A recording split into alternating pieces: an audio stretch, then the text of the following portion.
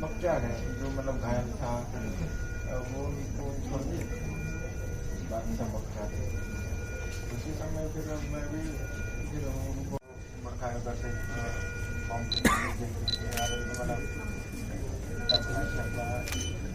गोली वोली चलाए तो हम लोग चाहते थे कि हम लोग को उस दिशा में बढ़ना चाहिए जहाँ ज़्यादा पानी है, तो हम लोग को इस दिशा में बढ़ना चाहिए। उसके बाद फिर हम लोग उसी दिशा में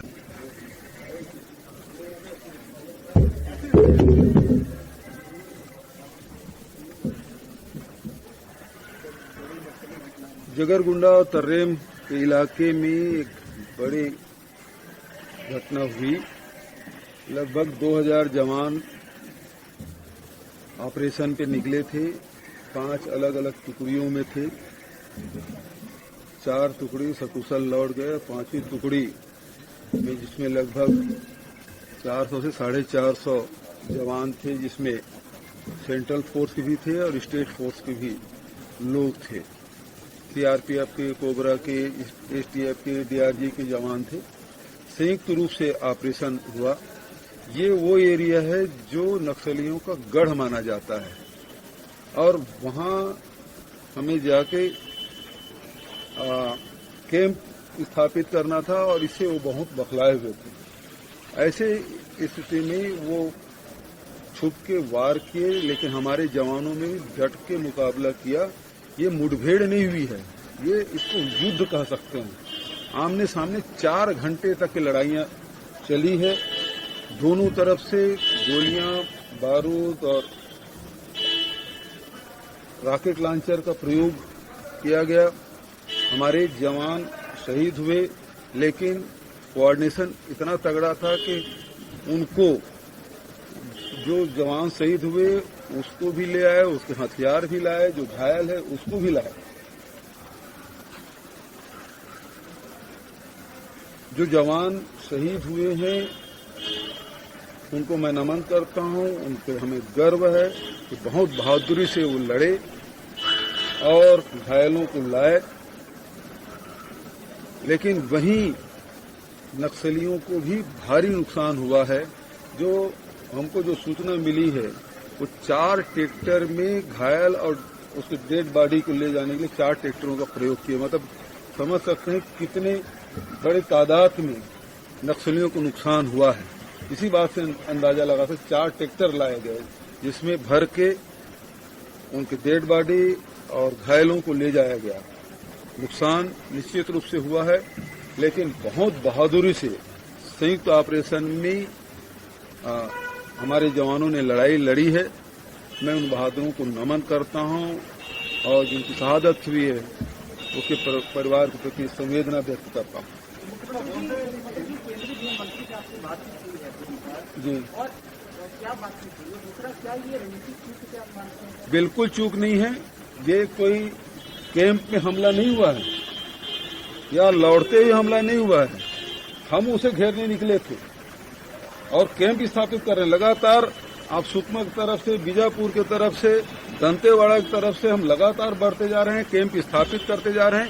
नक्सली अब 40 बाई 40 वर्ग किलोमीटर में वो सिमट के रह गए हैं। उनकी बखलाहट ये है और हमारा ऑपरेशन रुकेगा भी नहीं। जो कैंप हम 2 कैंप इस महीने में स्थापित करने वाले थे उसे भी स्थापित करेंगे।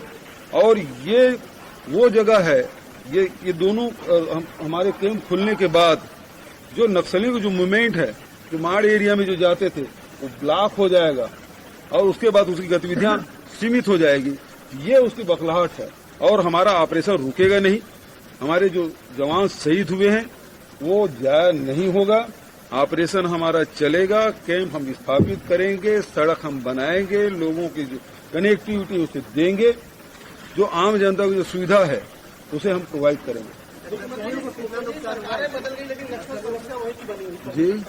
गई है लेकिन समस्या की बात की जाए, राजू वैसे की वैसे सक्रिय है और वो अपने मजदूरों में लगातार कामयाब होते हैं। मैं कोई राजनीतिक बात नहीं करता, लेकिन आपको याद होगा पहले कैंपों पे हमले होते थे, उन्हें घेर के मारा नहीं जाता था। आप पिछले समय मीनपा में जो घटना हुई उसमें भी नक्सलियों को भारी नुकसान हुआ था। हमारे 17 जवान शहीद हुए, लेकिन उनके भी 20-21 नक्सली 26 नक्सली मारे गए थे। इस समय भी 2-4 दिन बाद आंकड़े आ जाएंगे, नक्सली बड़ी तादाद में उनको क्षति हुई है। तो अब जो है वो फ्रंट में आग लड़ने की बात हो रही है, घेर के मारने की बात हो रही है। और वो हमारे चाहे सेंट्रल फोर्स हो चाहे स्टेट के फोर्स हो, वो और हमारे अधिकारी और हमारे जवान मिल के लड़ाई लड़ रहे हैं। ये आखिरी लड़ाई नक्सली लड़ रहे हैं, बहुत जल्दी यहां से उसका सफाया हो जाए। बिल्कुल इंटेलिजेंस फेलियर नहीं है।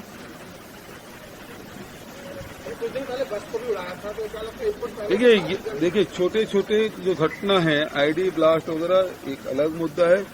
ये पहली बार उसके जो मिलिट्री फोर्स है उसके नंबर 1 उससे सीधे मुठभेड़ हुई है।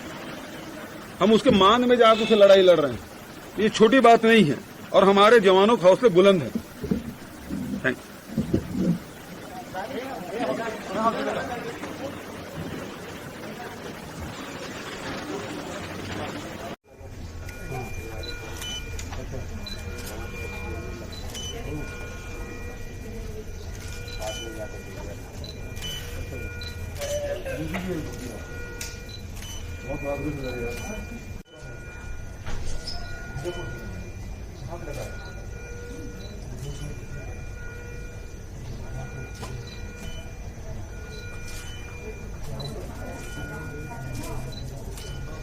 नीचे करेंगे कैमरा।